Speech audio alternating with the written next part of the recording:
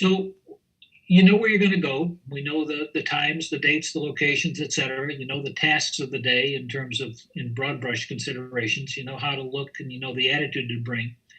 It's important that you understand that you'll be part of a team. You'll likely not be acting alone. In fact, I would suggest to you that in these environments, you would never want to act alone. You need to be the ears for your teammate when they're speaking, and vice versa. When you're speaking, they're listening on your behalf. This is about getting your piece said and collecting information and reactions from the members of the Assembly and the Senate or their staff to those things that are being said. Obviously, the best way to do that is to be respectful of people. The people you're speaking to, regardless of their role, from an intern in the office to a member of the Assembly or a member of the Senate, treat them exactly the same. Be respectful, be candid, be honest. You never know. I can remember being at the college, and it just used to irritate the hell out of me when I'd hear people talk to the staff in the hallway one way, and then when they got into my office, oh, they were so polite and this and that. It irritated the devil out of me. I didn't like it. It was duplicitous, and don't be that way. Talk to from the intern, from the guy or the gal that's taking care of the trash in the hallway on up. Deal with them in a respectful fashion. The other consideration, or the next consideration to remember, is that an elected official has only two things. They have their vote and they have time. They can get more money, they can get more supporters, they can get lots of things, but when it comes down to it, the things that they don't have more of are votes and time. So you don't want to waste their time, and you don't want to be distracting to them. They're very busy people, and there's lots of people pulling on them in lots of directions. So be crisp and concise and succinct in what you're doing.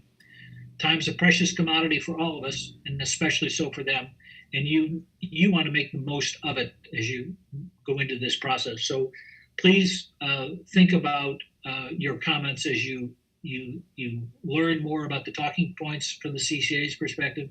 You go through the discussions on the morning of the 10th, and you hear the feedback from the lobbyists, from the members that will be speaking to the group, from the officers of CCA, that you follow their directions.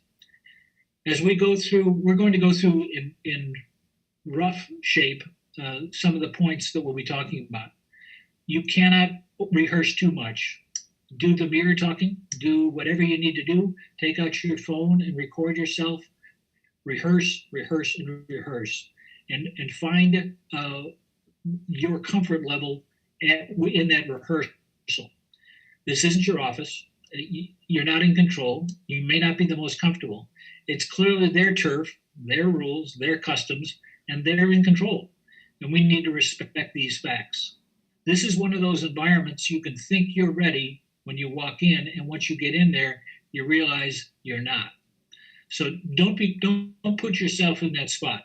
Do your homework, understand the issues, understand what supports the issues, and be prepared to put them forward. The next point I'd like to make is the tendency is when you get in there is to start, bragging on them and how wonderful they are and what they've done and telling your favorite story about you met them at the mall and whatever, forget all that crap.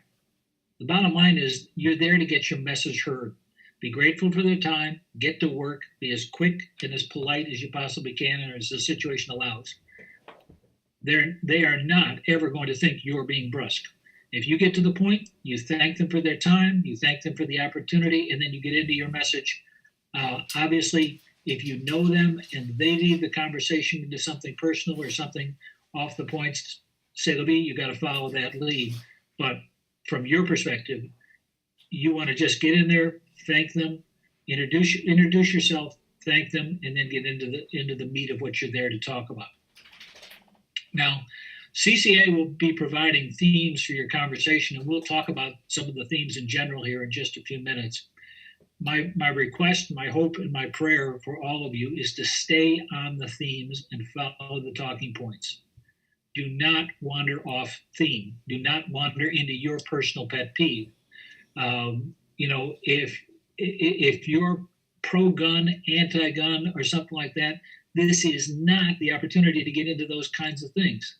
Stay on our issues, stay on our concerns, stay on our talking points, and continue to hammer them home. Now, the goals of the CCA Lobby Day are pretty straightforward, and they're basically in 5 different categories. They involve friend making, they involve information dissemination, they involve idea delivery, they involve becoming a trusted resource and creating that image in the eyes of the elected official or their staff, and it involves reconnaissance collecting. Reconnaissance collecting, when I was writing this up, I thought that was kind of redundant. I think reconnaissance is collecting, but bottom line is feedback. So let's talk about friend making. You're not looking for somebody to play golf with. You're not looking for somebody to go to the ball game. You're not looking for somebody to go have a beer with. The friend making we're talking about here is to create an environment where you and your input are welcome. And you do that by looking the part, being prepared, being succinct, and letting somebody know that when they take your call or they take your message, you're going to get to the point, and they're not tied up for a half an hour while you ramble all over Hell's Half Acre. You get to the issue and you get it done. The next part in the process of doing that, don't challenge them. You never want to put them on the spot. You never want to demand a position answer. Senator, tell me what your position is on this. That's not your job today. There isn't a bill that's on the table. There isn't a piece of legislation that we're trying to pass. This is friend making 101. The next thing you don't want to do is you don't ever want to make them wrong. Anytime that there's a situation where they might disagree with you, you never want to emphasize that disagreement. If anything, you want to look for a third option. When there's frank disagreement, you're seeing it black, they're seeing it white, you need to find a third approach to make that work, that they don't have to be wrong to agree with you, and you don't have to be wrong to agree with them. That's the art of the deal, if there ever was any. The goal in the presence of the opposition is to move that discussion out of a binary situation where right and wrong, black and white, up or down, into a multiple option situation. You want to find another way so they don't have to be wrong to be able to be with you and to agree with you. And then finally, friends don't demand of friends. Be gentle, be consistent, be friendly, be pointed if you need to be, but don't ever put them on the spot and make them feel uncomfortable that they want to run out of the room the next time they hear your name or think you're coming back. The information dissemination process may seem a little bit counterintuitive to you. My advice to you is never lead with printed materials. The minute the printed materials are introduced, then they get the majority of the attention of the person you're speaking with, and they're not hearing you, and they're reading what you put in front of them. It's everybody's nature. You've been in meetings where people have handed things out. You start looking at what they hand out. You stop listening to the person that's talking. Printed materials are leave behind information. They're for closing the conversation. There are things for them to look at after you leave to reinforce what it is you said. The next point is a very important one. The things you'll want to talk about are everyday things to you, but they're not to them. And if they were to start talking to you about the finite detail of the budget of the Department of Human Resources of the state of California, they could drown you in a second with data and numbers and information that would mean nothing to you, and you'd have absolutely no context for that information. Don't do that to them. You can't drink from a fire hose. You can blow people away with high power streams of data, and you're buzzing off numbers and so on, and it becomes counterproductive. This isn't who's the smartest. This isn't who knows the most. This isn't who's got the most data. It's who can express a series of points in a succinct fashion and get 1, 2, or 3 ideas across, and you've had a home run day. Let them know good, solid, reliable data exists, and that you'll be happy to provide them with support for everything you're saying. Leave them what's necessary and what CCA provides for you to take with you, but don't overwhelm them with data. And don't speak in absolutes. We may think we have the answer for a given problem. That doesn't make sense to them. If we had the answer, we would be in charge in their minds. We're not. So we don't have the answer, but we may have an answer. And that less is more perspective generally is far more productive and far more engaging than hitting them between the eyes with both barrel or with a club and telling them that you got the answer and they need to sit down and listen to you. It doesn't work. It might work in your office with some patients, but I suggest this is not the place to use that kind of an argument. In terms of idea delivery, the most useful thing you can offer a member or their staff is a new way or a new reason to look at things differently. Trim your input down to succinct ideas and strategies as to how your idea will improve the situation. Remember, you're there to solve problems. You're not there to complicate their lives. You're not there to entangle them in controversy. You're there to solve problems. And you want to create language pictures that make your idea logical, easy to understand, and relatable. Everybody on the line has undoubtedly heard Dan Murphy talk. And Dan is the best picture creator I've ever seen as a teacher. And I had the chance to sit in a trial one time where Dan was testifying, and he was talking about the speed in which messages move across nerves in different situations. And he starts talking about Jerry Rice and Joe Montana, and that sometimes Jerry's expecting to get the ball in a straight line right in the center of his chest. And the next time he's expecting to get the ball in this big, large arc overhead that he's going to have to reach up and get it. And the problem is that when he's looking for one and he gets the other, it never works. And then Dan goes on to talk about that's what's happening here with this person, is that their nervous system should be sending it like a bullet to the chest, but they're sending this slow lobbed pass that they've got to reach up and get, and it just doesn't get there in time and causes these problems. Creating word pictures that bring an idea across is what master teachers do. And you want to try to be that master teacher. Use logical, easy to understand things that they can relate to. And then present your ideas in an alternative manner. And avoid causing them to need to be wrong in order to for your current view to be able to be acceptable.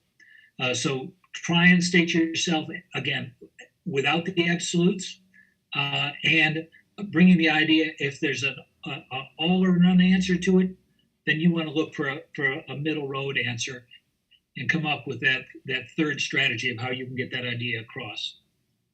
The trusted resource image creation. An absolute home run in this effort is for you and the CCA to emerge from the conversation as a trusted resource who's willing to help them do a better job on your issues as well as on their own. That's the best possible outcome, is that you're somebody they can call when they've got a question about chiropractic, when they've got a question about a policy issue, and that you'll give them the straight scoop. Never, never, never lie. With a politician, you can't overcome a lie. And don't overspeak your data. If it says 1, 2, 3, it's 1, 2, 3. It ain't 4, 5, and 6. You may think it's 4, 5, and 6. Your experience may say it's 4, 5, and 6, but the data is 1, 2, 3. Don't overtalk the data. And if you don't have an answer, say so. The last thing you want to do is wing it. The last thing you want to do is ad lib in the situation and come up with some kind of a response that they can quickly verify later, and you look like a jackass in the process. The coin of the realm here is good, reliable, verifiable information, and that's the only thing you want to provide. You also want to follow through. If you promise if you promise to track down a data point, to provide them with an article, to give them some information about this or that, if you'll say you do it, do it. And before you leave the office, say, Senator, I will have this to you by a week from Friday. Count on it. And make damn sure you've got it to them by a week from Friday. And then in terms of being a trusted resource, be reasonable, be rational, and logical. The more extreme your view, the harder it will be to be heard. are looking for the regression to the mean. And the more you can reflect that not dangerous to the left, not dangerous to the right, the easier they can hear you. And then reconnaissance collecting. Reconnaissance. Let me get rid of my redundancy there. One of the most important things you can do is to feed areas of interest, areas of concern, pet projects back to the CCA about conversations you've had with a member or their staff. Knowing that insight about that person is something that CCA can use down the road and that they can begin to put to work for them as the situation goes forward. Be very honest with your feedback. At the end of the day, CCA will be doing a debriefing with you. They'll want to know how it went, so on. If the response you got from a member was bland, or it was negative, or it was just pure vanilla, don't try and make it into more than it was for purposes of sounding good at that point. If they didn't give you the time of day, CCA needs to know that as much as they need to know that the member's mom is under chiropractic care and she loves her chiropractor. Obviously, we hope the latter is the way, but very often, or I shouldn't say very often, on occasion, you're going to get somebody that won't give you the time of day, and CCA needs to know that and make sure that you convey that feedback honestly coming back in. Feedback from the member is great, but so is feedback from the staff. Every possible entry point into this process needs to be amplified and needs to be conveyed back to CCA. Now, we said we were there to solve problems. Well, let's look at the problems that we want to talk about with the members of the Assembly and the members of the Senate and their respective staffs. In the United States, as well as worldwide, spinal pain is the #1 cause of disability. It's not heart disease, it's not cancer, it's not stroke, it's spinal pain. In the US, we spend $600 billion addressing pain. $600 billion is the entire defense budget of the United States. It is 20 times the entire budget of the National Institutes of Health. That goes to dealing with pain. That's the magnitude of the problem. Spinal pain results in 25% of all opioid scripts in the United States.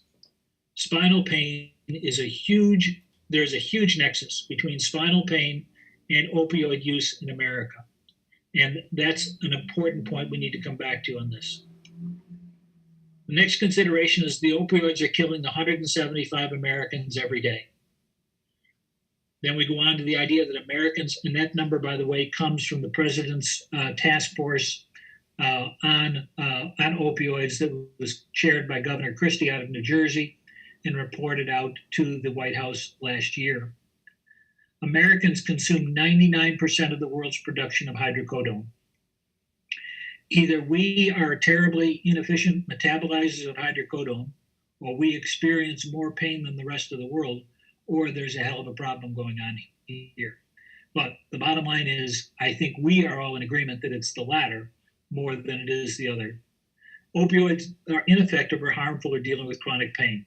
That's not a chiropractic view, that's a pharmacology view, that's across the board. And then ultimately, opioid users are 40 times more likely to become heroin users. So the issue, as you can see emerging here, is there's two key themes. The themes are the use of opioids and the impact of pain on the society. Now, I think you all know or should know that I come from a very conservative orientation in chiropractic as a past president of Life West. And frankly, my preference isn't to talk about pain. My preference is to talk about performance. My preference is to talk about capacity, so on, and all of the things that I think an adjustment helps deliver. But at this moment in time, there are no hotter issues in all of healthcare than the pain crisis and the opioid crisis, and how they have intersected with one another, conflated one another, and put us in a situation where we have this horrific moment in time that we're dealing with. So we're 30 minutes into this discussion. We're finally getting down to the meat of the deal. These 4 points are the issues that we want to get across. Whether it's these exact words, CCA will give you the exact language on the 10th. But these comments are in the ballpark. The first and foremost, chiropractic is an answer, not the answer, an answer to a portion of the opioid and chronic pain crises in California and the United States. We are not the absolute solution to chronic pain in the world or in California. We are not the absolute answer that the society will never need an opioid again. But if we're there, there's going to be a hell of a lot less opioid use, and there's going to be fewer people dying and fewer people becoming addicted, and we can have a very positive effect on these two crises. The second point, the second point is that chiropractic care is one of the most cost-effective approaches for spinal pain, and we'll go into that.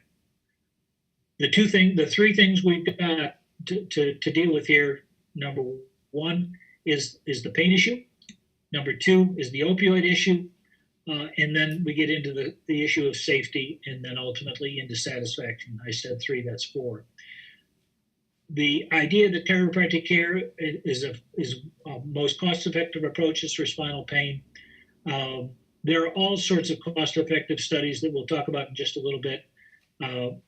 The bottom line is that if you were to go to the researchers in chiropractic colleges across the country and say, what's the best thing that you can say about chiropractic care in relationship, say, for example, to spinal pain, they're going to tell you that we are as good as anything else. Now, we'd like to say we kick everybody else's and everything else's butt, but the bottom line is the researchers will tell you that we're as good as anything else. And if we're as good as anything else without the complications that other care provides, then that puts us in the driver's seat. So the idea that, as I said before, less is more. We don't want to shoot for the moon here. We want to have a nice rocket launch and a good landing, and we don't have to get to the moon today. The third point we want to get into is chiropractic is safe, and we'll talk about that in some detail. And I have detail on some of the slides coming up that maybe more than CCA wants to get into.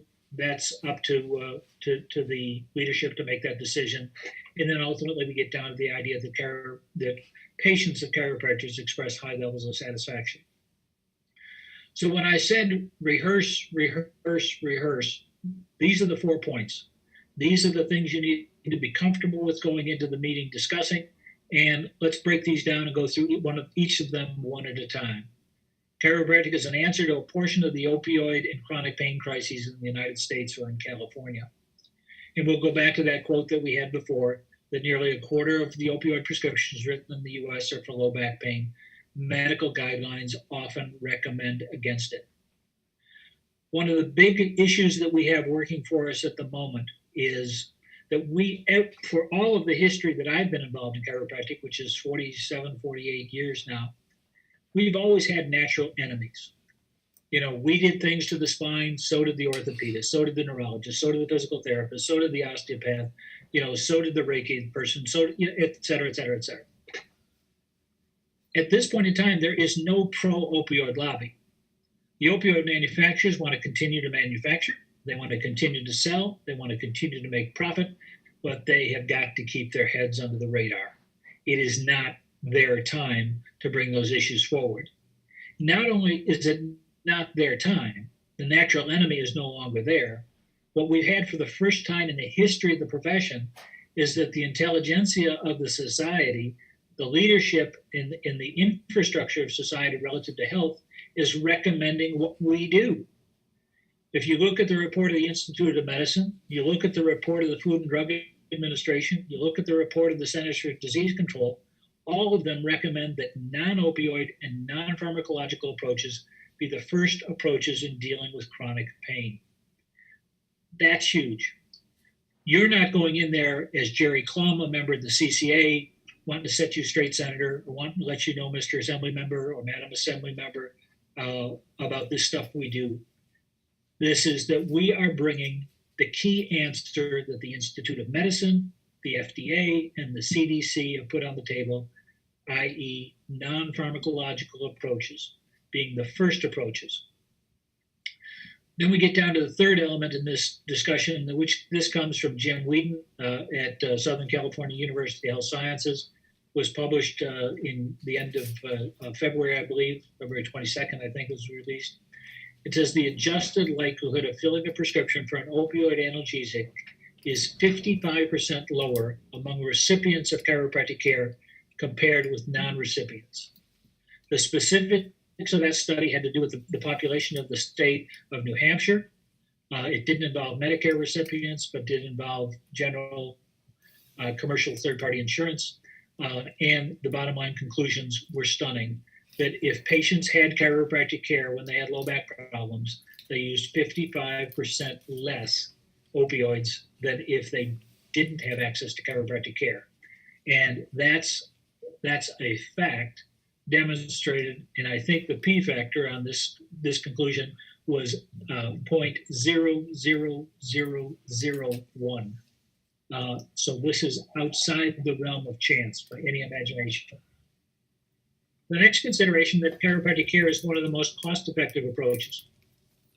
This references a study, and you can see the footnotes and you can go back and read specifically, is that the study was to investigate the cost effectiveness of SMT in comparison to other options for people with spinal pain. And the review supports the use of SMT in clinical practice as a cost-effective treatment when used alone or in combination.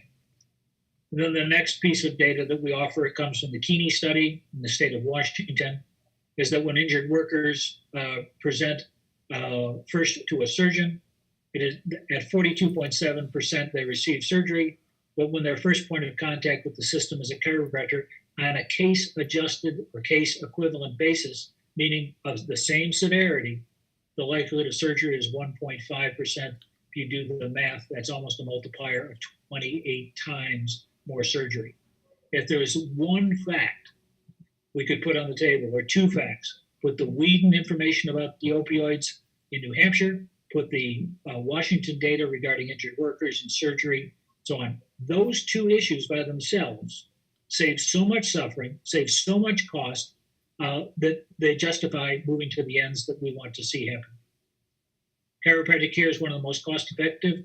Again, several studies that we're just going through here, overall cost comparison studies from private health plans and workers' comp plans, reported that healthcare costs were lower with chiropractic care. Study found that older, multiply comorbid patients who use CMT during their chronic low back pain, episodes had lower overall costs of care, shorter episodes, and lower cost care per day than patients in other treatment groups, winning across the board. Chiropractic care alone or DC with MD care incurred appreciably fewer charges for uncomplicated low back pain than MD care with or without PT. This finding was reversed for chronic low back pain, or complicated low back pain, adjusted charges for both uncomplicated and complicated were significantly lower for DC patients. Now, I'm not suggesting that you have all of these studies memorized, anything of the nature, but I am suggesting that it's important to have reviewed them, be comfortable with them, and when they come up with questions about, do you have data on such and such and such, at least be able to refer back to this and then offer to send them the literature that's available. And then chiropractic care alone, or DC with MD care, incurred appreciably fewer charges for uncomplicated neck pain or complicated neck pain compared to MD care, et cetera. And then you can take it through the next one. Utilization of expenditures for headache, basically the same kind of finding. This is the North Carolina data that came out in 2017 from the period of 2000 to 2009. Chiropractic care is safe. A chiropractor in Sacramento, California can purchase a $3 million professional liability policy for less than $2,000 a year. In 2015, in Sacramento, an internal medicine doc paid $5,100 for that same insurance. A general surgeon paid $21,000, and an OBGYN paid $22,000. Obviously, we're not causing a lot of problems to have $1 million coverage for $2,000 a year. Short-term soreness is known to follow chiropractic care, but serious adverse events following chiropractic care are rare. Short-term soreness under chiropractic care is no greater than with other manual care. That's the assertion. The literature behind it, existing literature indicates benign adverse events following manual treatments of the spine are common, while serious events are rare. So on. You can read the rest on your own. Chiropractic care safe. Risk of injury among Medicare recipients is lower following chiropractic care than primary care medicine. This again is from a Jim Whedon article. Among Medicare beneficiaries aged 66 to 99 with an office visit for a neuromusculoskeletal problem, risk of injury to the head, neck, or trunk within 7 days was 76% lower among persons who saw chiropractic care versus people who saw their primary care physician. And then the risk of injury with use of alternatives to chiropractic care, such as NSAIDs, is higher than under chiropractic care. Some of our included reviews indicate that NSAIDs involve a substantially higher risk of serious adverse events than SMT. Obviously, SAE is a serious adverse event. SMT is spinal manipulative therapy. Chiropractic care is safe. Most studies of spinal manipulative therapy don't even mention assessment of adverse events. You can see the data there. And then the known risks of serious side effects by intervention. Spine surgery, there's 1,800 per million.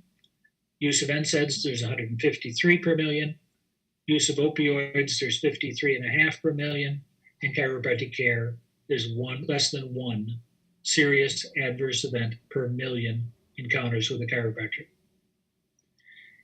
If CCA chooses to get into the vertebral artery issue, there's three sources of data we'll present. We found no evidence of excess risk of BBA stroke associated with chiropractic care compared to primary care. That's Cassidy, 2008. We found no significant association between exposure to chiropractic care and risk of BBA stroke. That's Kozloff, 2015. And there is no convincing evidence to support a causal link between chiropractic manipulation and cervical artery dissection. And that is from Church et al., neurosurgeons at the University of Pennsylvania at Hershey, or Penn State Hershey, excuse me. And then finally, satisfaction.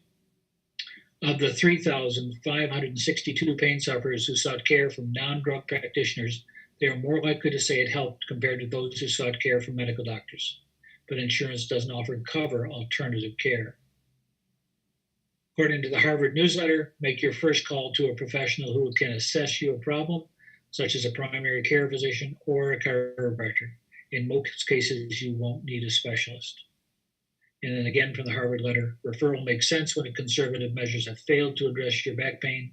A well-trained chiropractor will sort out whether or not you should be in their care or in the care of a physical therapist or medical doctor. These next statements come from the Palmer-Gallup survey, and in particular the 2016 version of that. 95% of past year chiropractic users say it's effective.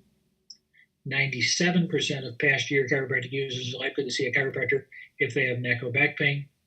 89% recommend family and friends. 88% agree it's a good value.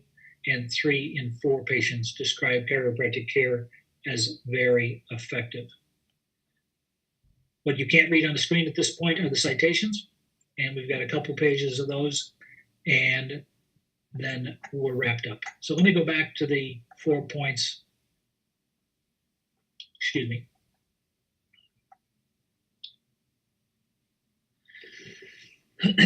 The issues that CCA is concerned about is chiropractic is an answer to a portion of the opioid problem and a portion of the chronic pain problem.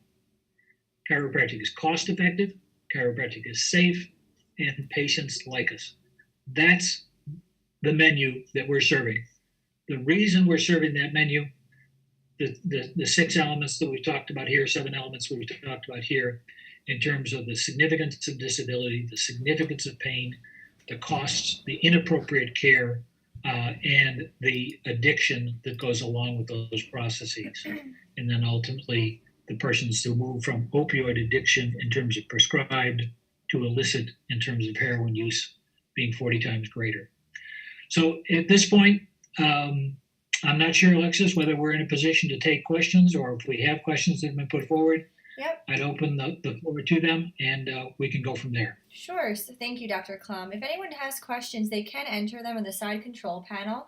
But if not, you can always email the CCA executive director or president, and they'll always relay the questions to us if there's anything regarding the presentation. But one question that did come through, Dr. Klum, is are we able to get a copy of the presentation today? Absolutely. Thank you. I wanted to talk about that. I will be more than happy to provide the PowerPoint that I used today. I will be happy to provide the bibliography that was created as a result of this presentation. And I will coordinate with CCA to provide the source literature that's reflected in that bibliography, that the papers themselves can be accessed if you're so inclined, or the information of where it came from can be accessed directly, and you don't have to rely on my interpretation or recitation of it.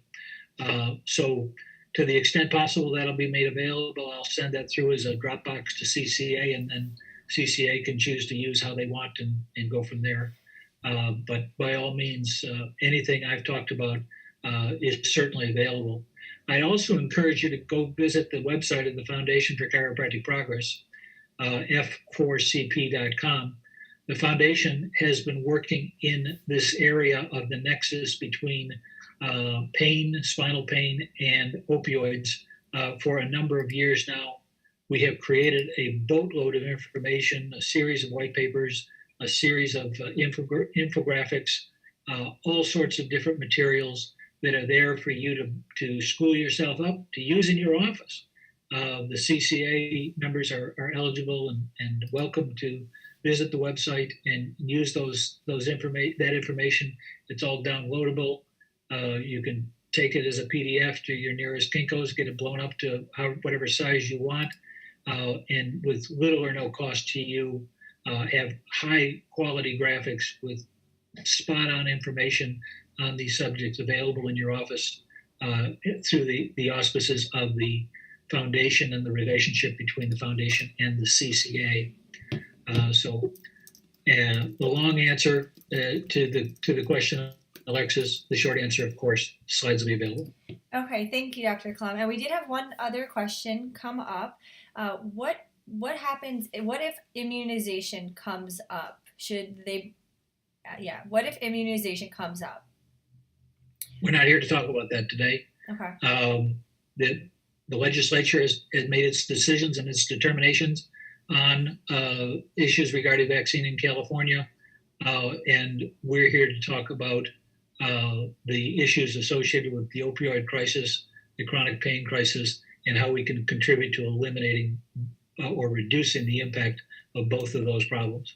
Great job. Thank you, Dr. Klum, and everyone on the line. I know we're getting a lot of comments saying thank you, Dr. Klum, and thank you, everyone. So thank you, CCA, for letting us present today. And Dr. Klum, if you want to send me your slides or I can pass them along, whatever works best for you. I will get them to you, and if you'll pass them along to CCA, that'd be perfect, and we'll go from there. You got it. Thank you, and thank you, everyone, for joining us today. Have a great week.